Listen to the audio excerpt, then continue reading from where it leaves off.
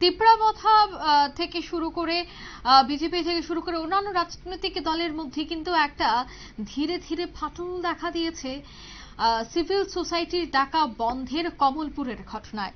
কারণ কমলপুরে ঘটেছিল এক হিংসাত্মক ঘটনা, রক্তক্ষয়ী ঘটনা ঘটেছিল কমলপুরে। সিভিল সোসাইটির ডাকা বন্ধে দেখা গেছে কমলপুরে বেশ কিছু দোকানীদের উপর হামলা, ইঞ্জিনিয়ারের উপর হামলা, বিএলওর উপর হামলার ঘটনায় এলাকা জুড়ে উত্তপ্ত পরিবেশ ছিল। তবে এবার 6 দিন পর প্রশাসনের তরফে একটি শান্তি বৈঠকের আয়োজন করা হয় কমলপুরের শান্তির বাজার স্থিত সৎসঙ্গ আশ্রম প্রাঙ্গণে। ক্ষতিগ্রস্ত ব্যবসায়ীদের আর্থিক সাহায্যের প্রতিশ্রুতিও দেওয়া হয়। তবে এদিনের এই বৈঠক থেকে কি বলছেন ধলাই জেলার অতিরিক্ত পুলিশ সুপার উত্তম বণিক শোনাবো। তো এটাই এখানে ওদেরকে বোঝানো হয়েছে, এখানে আস্তে আস্তে করে পিস কিভাবে রিস্টোর করা যায় সেই জন্য আমরা চেষ্টা করছি।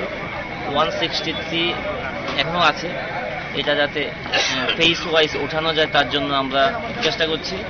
তার জন্য পাবলিককে আমরা বলেছি, both publics, tribal and non tribal যারাই আছেন এখানে, ওদেরকে বলা হয়েছে যেন শান্তি সমৃদ্ধির জন্য এখানে ওরা কাজ করেন, একে অপরের কাছে এগিয়ে আসেন, কাজে ওদের স্বার্থে এগিয়ে আসে, আর যাতে কোনো ফার্দার ঝামেলা না হয়, আর বাজার যাতে খোলা হয় আস্তে আস্তে করে, সেই জন্য আমরা চেষ্টা করছি। তো ওরা আশ্বাস দিয়েছেন। আপনারা শুনলেন পুলিশ সুপারের বক্তব্য। তিনি বললেন যে এই গোটা এলাকায় যেন শান্তি ফিরিয়ে আনা যায় এবং দোকানপাট যেন ব্যবসায়িকরা আগের মতো করে খুলতে পারেন, তার জন্যই এই শান্তি বৈঠকের আয়োজন করা হয়েছে। এই মুহূর্তের সংবাদ এই পর্যন্তই। আমাদের পরবর্তী নিউজ এবং আপডেট দেখার জন্য অবশ্যই চোখ রাখবেন শুধুমাত্র নিউজ ভ্যানগার্ডের পর্দায়। ধন্যবাদ।